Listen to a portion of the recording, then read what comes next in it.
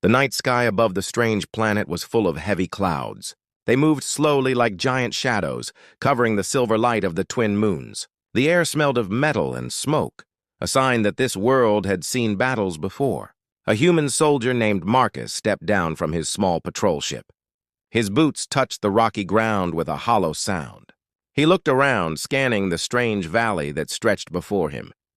Tall cliffs rose on both sides, their walls lined with old pipes and broken lights that flickered weakly. Marcus had been sent here on a routine mission.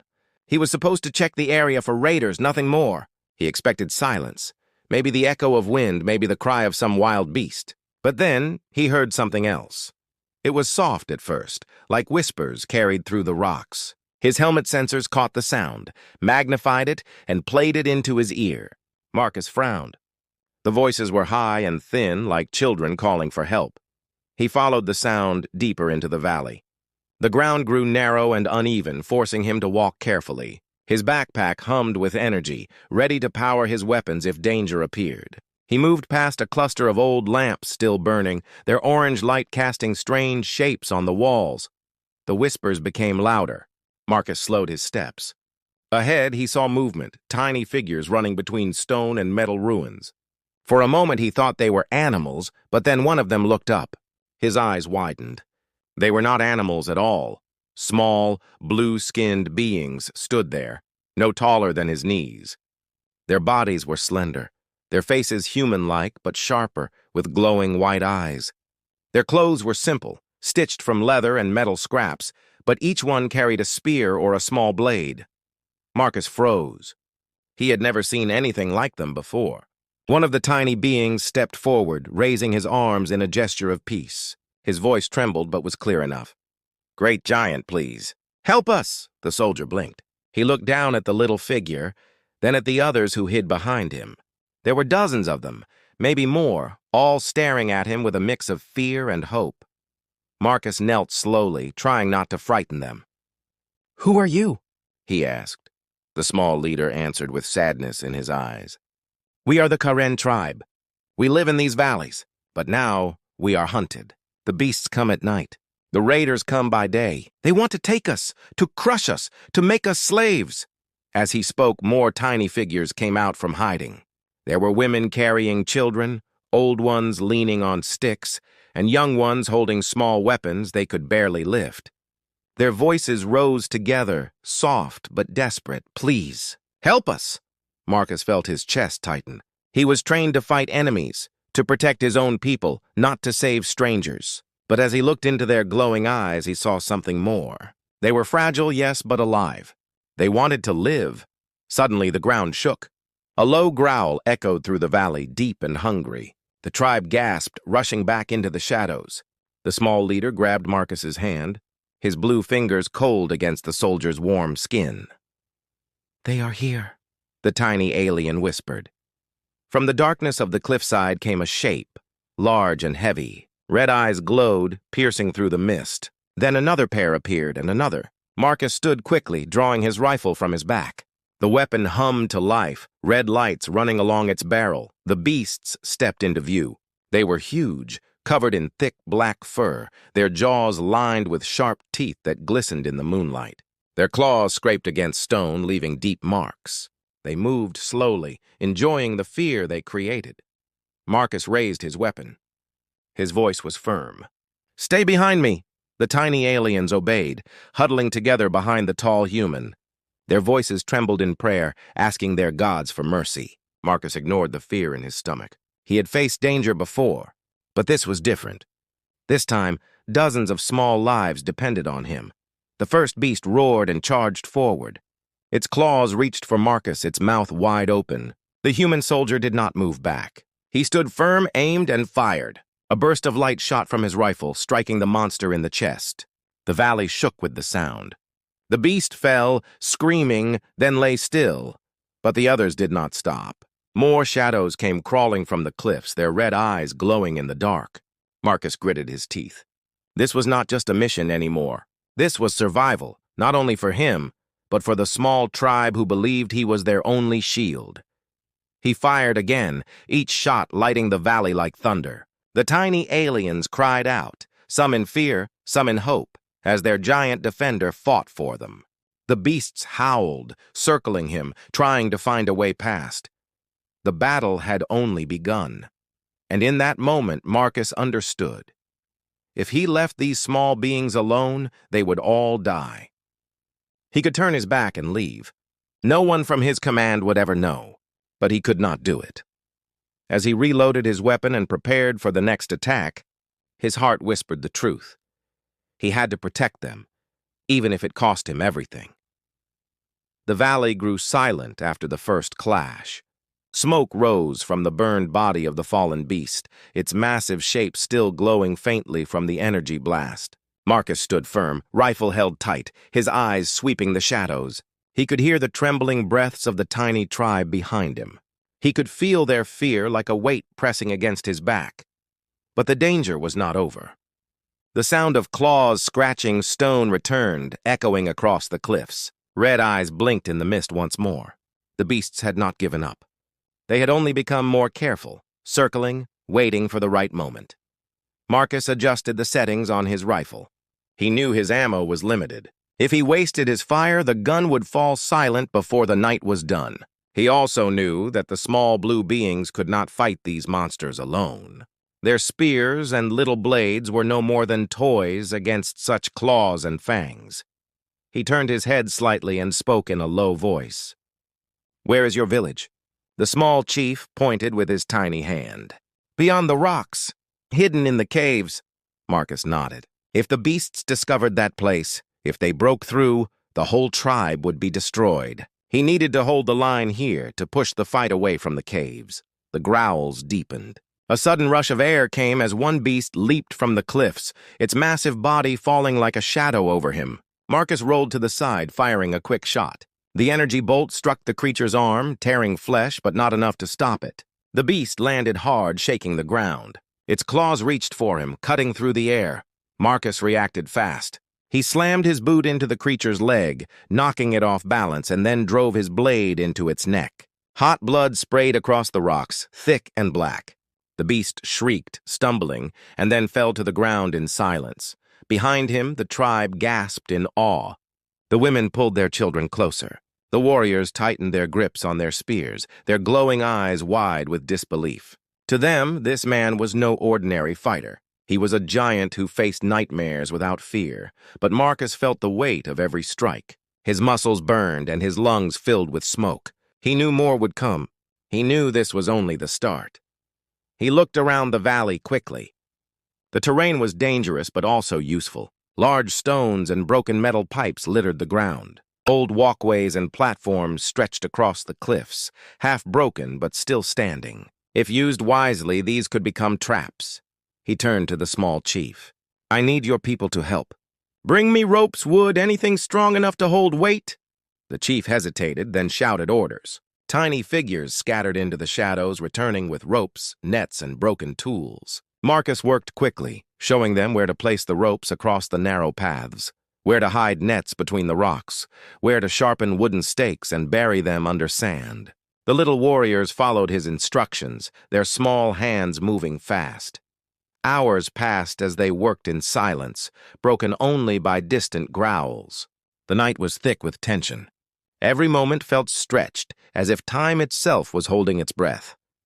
Finally, the traps were ready. Marcus stood tall on a rocky platform, his rifle ready, his eyes on the mist. The tiny warriors stood beside him, trembling but firm. They had seen what he could do. Now they believed he could lead them. The attack came suddenly. 3 beasts charged together, their roars shaking the valley walls. The ground cracked under their weight. Marcus shouted for the tribe to hold. The first beast ran straight into a hidden pit of stakes. Its body pierced through, its scream filling the night before it fell silent. The second beast leaped over the pit but was caught by a net that swung up from the rocks. It struggled, thrashing violently, but the net held tight. Marcus aimed and fired, the blast tearing through its chest. The creature dropped, lifeless. The third beast reached the line. Marcus braced himself, but before he could strike, a tiny warrior stepped forward. The little alien shouted and thrust his spear into the beast's leg. The creature roared, lowering its head in rage. Marcus seized the chance. He drove his blade into its skull, ending the fight. The valley grew quiet once more. Smoke and blood filled the air. The tiny warriors looked at each other, then at Marcus. They had never seen such power, such skill. Their glowing eyes shone with respect. But Marcus did not celebrate. He looked at the bodies of the fallen beasts and knew the truth. This was only the first wave. If the predators had grown bold enough to attack here, near the caves, more would come. He turned to the chief. "You must move your people. These caves are not safe." The chief shook his head. "We cannot. These caves are our home. Our ancestors rest here. If we leave, we lose ourselves." Marcus clenched his jaw. He respected their belief, but he also knew stubbornness could lead to death. He walked a few steps away, looking at the cliffs. The lamps glowed faintly, their orange light barely fighting the dark. The mist rolled heavier now, thick and cold. He could hear faint roars in the distance, a sign that more beasts were gathering. The small chief stepped beside him. "Great One, why do you fight for us?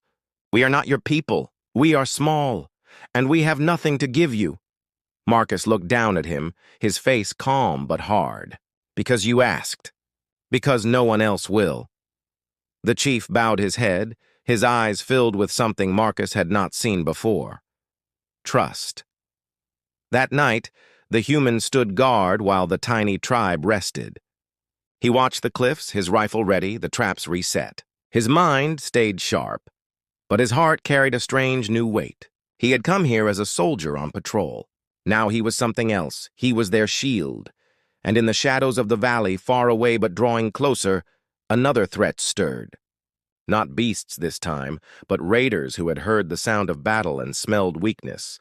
The real war was yet to begin. The morning came slow to the valley. A gray light spread across the cliffs, soft and heavy, showing the scars of the night's battle. The burned bodies of the beasts lay scattered, smoke still rising from their wounds.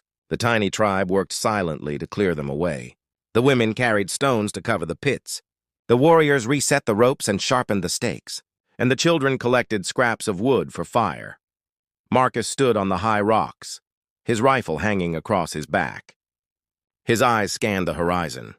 The air felt wrong. It was too still, too heavy. He had lived long enough as a soldier to know what that meant. Something worse was coming. The small chief climbed up beside him, his short steps quick but uneven. His glowing eyes looked out at the horizon, then turned toward Marcus. "You saved us from the beasts. You gave us courage. But now I fear the greater danger." Marcus nodded. He already knew. "The raiders." The chief's face grew dark. He spoke in a low voice, almost like a prayer. "They are hunters of the stars. They come in ships that fall like fire. They take what they want. They crush tribes like ours. We have fought them before and lost." Marcus listened in silence. He could picture it easily. Armed gangs with heavy weapons, storming villages, enslaving the small ones, burning the rest.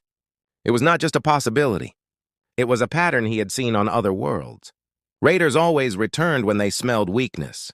The tiny warriors gathered around, their thin bodies tense. One of them stepped forward, his voice sharp. "We cannot fight them. They are too strong, too many. We must hide." Another shook his head. "Hide where?" "They will search every cave. They will burn the mountains if they must." The voices rose with fear. The little tribe looked at Marcus, waiting for his word. He was an outsider, a stranger, but already they leaned on him more than on their own courage. Marcus raised his hand for silence. "If you run, they will find you. If you hide, they will smoke you out. If you surrender, they will chain you. You know this. So the only way to live is to fight." His words echoed against the stone walls. The tribe stared at him. Some trembled, some frowned.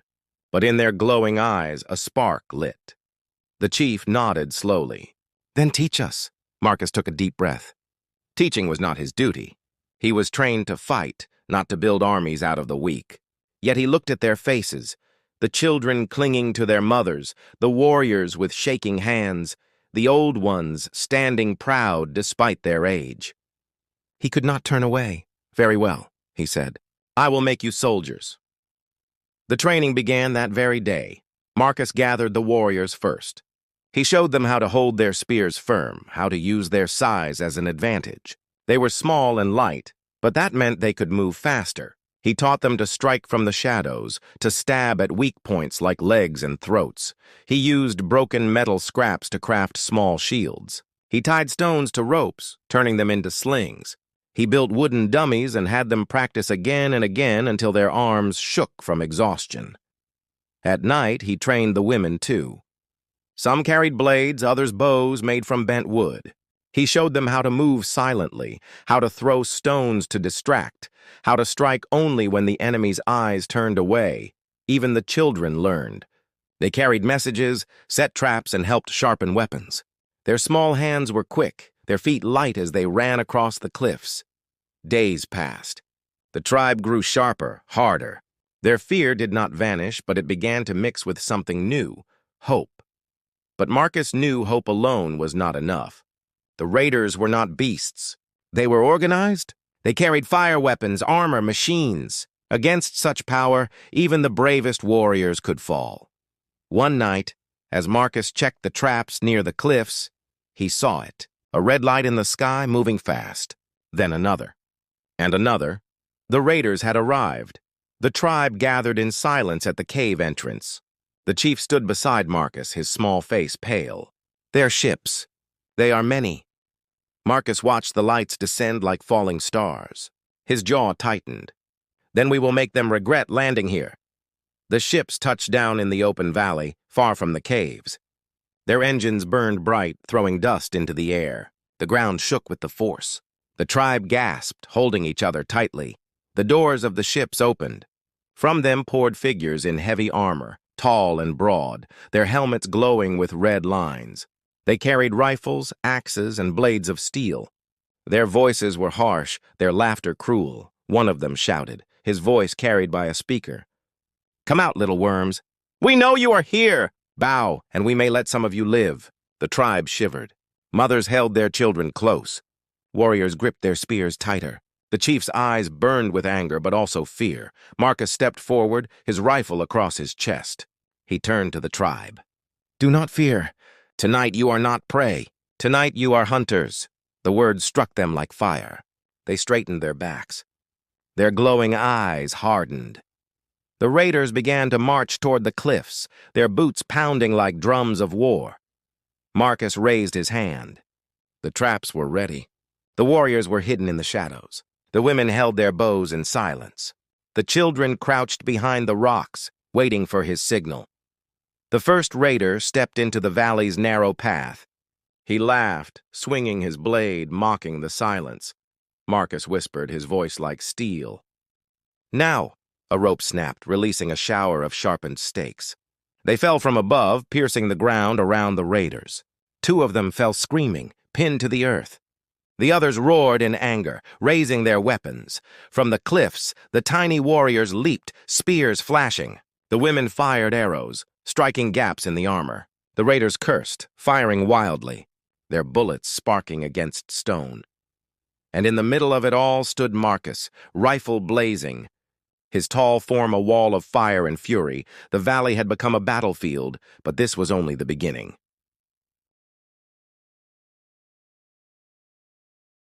The valley erupted with chaos. Fire lit the rocks as rifles cracked and arrows whistled through the air. Smoke rose quickly, stinging eyes and filling the narrow paths with a choking haze. The raiders shouted in their harsh voices, their armored boots pounding against the ground. Their weapons spat streams of light, tearing into stone and breaking apart the fragile huts near the cave mouth. But the tiny warriors did not run. They leaped from shadows, striking with sharpened spears, cutting at legs, climbing onto the backs of armored giants to drive blades into joints and throats. They were small, but they were many, and under Marcus's command, they moved like a single storm. Marcus himself stood at the front line, rifle blazing. Every shot burst with light, dropping raiders one after another. He moved like iron, never bending, never stepping back. When his rifle hissed empty, he drew his blade and slashed with brutal strength. Raiders fell before him, their laughter gone, their voices now full of rage and pain. Still, the enemy pressed harder. Their numbers were great, their weapons powerful. A blast from one of their rifles struck the cliffs, showering stone over the tribe. Two of the small warriors screamed as the rocks crushed their fragile bodies. The women cried out, but still they fired arrows, their hands steady even through tears. Marcus's voice cut through the noise like thunder. "Hold the line! Do not break!" The chief of the tribe stood on a high rock, shouting commands in his sharp voice. "Strike at their legs! Aim for the gaps!"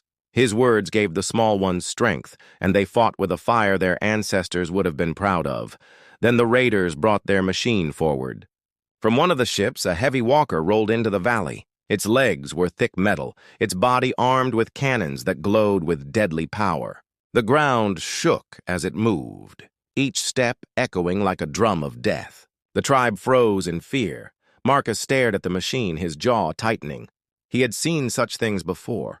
He knew that if it fired, the caves would collapse, burying everyone alive. He turned to the chief. "Distract them. Keep their eyes on you. I will deal with it." Before the chief could answer, Marcus sprinted into the open. Shots followed him, cutting the ground at his heels, but he did not stop. He climbed the side of the cliffs, moving fast, using broken pipes and stones as steps. The walker turned its cannons toward him, its lights glowing brighter. At the same time, the small warriors attacked with wild courage. They swarmed the raiders, stabbing and cutting, drawing attention away. Arrows rained from above, striking helmets and arms. The air filled with screams, human and alien alike. Marcus reached the high ridge above the machine. His breaths came heavy, his muscles burned, but he kept moving. He pulled a small explosive from his pack, set the timer, and leaped from the rocks. He landed on the machine's back with a crash, his blade cutting through cables and pipes. Sparks exploded, lighting the air. The raiders shouted, firing wildly at him, but he ignored them. He planted the explosive deep inside the machine's joints, then jumped clear. A roar filled the valley as the blast went off. Fire tore through the walker, its legs buckling, its cannons shattering. The machine collapsed in flames, shaking the earth. The tribe shouted with joy, their glowing eyes blazing with hope. The raiders stumbled back, their courage broken. For the first time, fear entered their voices. But the battle was not yet over. Their leader stepped forward, a massive figure in black armor, taller and stronger than the rest. His helmet glowed red, his voice sharp as knives. "Kill them all!" He raised a massive axe and charged. Marcus met him in the center of the valley, their clash shaking the ground. The axe struck like thunder, but Marcus blocked with his blade, sparks flying. The two fought fiercely, their strikes echoing in the smoke. Around them, the tribe and raiders still battled, but all eyes turned toward the duel. Marcus felt the power of each strike, his arms trembling under the force, but he did not give way. He used his speed, striking at the gaps in the armor, each cut drawing blood. The leader roared, swinging harder, but Marcus twisted, drove his blade into the joint of the armor, and pushed deep. The leader fell with a scream, his axe dropping to the ground. Silence fell for a moment, broken only by the crackle of fire. The raiders froze, their eyes wide behind their helmets. Their leader lay dead at the human's feet. The chief of the tribe raised his small voice high. "The Great One has broken their master. Now strike, my people." With a final cry, the tiny warriors surged forward. Spears pierced armor, arrows rained down, and the raiders broke. Some ran toward their ships, others dropped their weapons in fear. The valley that had begun in fire ended in silence. The battle was over. Marcus stood in the center, his chest heaving, his body covered in dust and blood. Around him, the tribe gathered, their glowing eyes wide with awe. The children laughed and cried, clinging to their mothers. The warriors raised their spears high, chanting words of victory. The chief climbed the rock once more, his voice shaking with emotion. "Today we live because of him. Today we stand because the Great One stood for us." The tribe cheered, their voices filling the valley like thunder. They called Marcus their shield, their savior, their giant. But Marcus only lowered his head, his thoughts heavy. He had fought many battles, but none like this. He had not come here to lead, or to save, or to be worshipped. Yet now he was bound to these small beings in ways he had never expected. As the fires burned low and the raiders' ships vanished into the night sky, Marcus wondered what price would come next, and he did not have to wait long. for the chief had already prepared the gift that would change everything. The valley was quiet at last. Smoke curled upward in thin gray lines, rising from broken weapons and burned machines. The ground was dark with blood, both human and alien. The bodies of raiders lay scattered, their armor cracked, their weapons abandoned. The tribe moved slowly among the ruins, their small feet silent against the stone. They did not cheer now. They whispered. They prayed. They gathered their fallen. Marcus stood apart from them, leaning against a boulder, his rifle resting by his side. His body ached from every strike and every wound, but he remained standing. His eyes swept across the tribe. Mothers held their children close. Warriors sat with their heads bowed, still trembling from the memory of battle. They had survived, yes, but the cost was heavy. The small chief approached him. His glowing eyes looked tired but bright with gratitude. He bowed deeply, his voice steady. "Great One, we live because of you. Without you, we would be dust, our caves empty, our names forgotten. You stood where none could stand. You carried the storm upon your shoulders." Marcus shook his head. "You fought too. I only showed you the way." The chief smiled faintly. "You speak with humility, but the truth is clear. You are more than a warrior. You are our shield." Behind the chief, the tribe gathered, their glowing eyes fixed on Marcus. Their voices rose together, soft at first, then louder. They chanted his name, their words echoing across the valley. Marcus felt a heaviness in his chest. He had never been praised like this. He had fought wars before, saved lives before, but never had anyone looked at him with such devotion. It unsettled him, but it also stirred something deep inside. A sense that, for once, his strength had meant more than destruction. The chief lifted his hands for silence. The voices faded. He looked at Marcus with a seriousness that chilled the air. "Our tribe does not forget. When one saves us, we honor him. When one protects us, we bind him to us. Our ancestors demand it. Our laws demand it." Marcus frowned slightly. "What do you mean?" The chief signaled. From the shadows stepped a group of elders. They carried a small chest carved from stone and metal, decorated with strange patterns that glowed faintly in the moonlight. They placed it at Marcus's feet. The chief opened it slowly, revealing cloths of silver, jewelry of crystal, and a crown of delicate branches. "This is our treasure," the chief said. "But treasure is nothing. A gift must be more than gold. A gift must bind hearts." He turned and raised his small hand. From the crowd stepped a young woman of the tribe. She was slender, her blue skin glowing softly in the firelight. Her hair was white as snow, falling down her back. Her eyes were bright, not with fear but with calm strength. She wore a dress of woven silver threads that shimmered with every step. The tribe bowed their heads as she walked forward. Marcus stared, unsure of what was happening. The chief's voice carried across the valley. "This is Lyra, daughter of our line, chosen among us. We give her to you. She will be your wife, your bond, your family. With her, you are no longer stranger. You are one of us." The word struck Marcus like a blow. He froze, unable to speak. His mind reeled. A wife? He had expected thanks, perhaps a gift of food or weapons, maybe even the silver treasures in the chest. But this was something else. He looked at the young woman. Her glowing eyes met his, steady and calm. She did not bow. She did not tremble. She stood tall for her size, her gaze unbroken. Marcus saw no fear in her, only acceptance, as if this path had already been chosen long before. He opened his mouth, searching for words. I do not... His voice failed. The chief raised his hands again. "It is our law. You defended us. You bled for us. You gave us life. And so we give you our life in return. Take her, and know that our tribe is now your tribe. Refuse her, and our honor breaks. We would be nothing." The tribe bowed lower, their voices whispering prayers. The weight of their tradition pressed down on Marcus like a mountain. He felt the silence of their glowing eyes, waiting, judging. Marcus's chest tightened. He had not asked for this. He had not wanted this.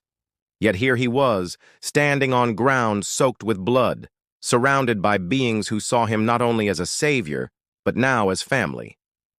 The young woman, Lyra, stepped closer. Her voice was soft, yet it carried. "Do not fear. I will walk beside you. My people have chosen, and I do not refuse them. Marcus felt his throat dry. He looked at her, then at the tribe, then at the dark valley where beasts and raiders had once stood. He was a soldier, a wanderer, a man of war, and yet, in this strange moment, he was something else. He exhaled slowly, his voice quiet. "I am speechless." The tribe lifted their heads. A great cry rose into the night, full of joy, full of triumph. The caves echoed with their voices. Firelight danced across the rocks. The people celebrated not only survival, but union. Marcus stood in the center, his heart heavy with confusion, but also with something new. Perhaps it was belonging. Perhaps it was destiny. As the night stretched on, he could not shake the thought. His life had changed forever.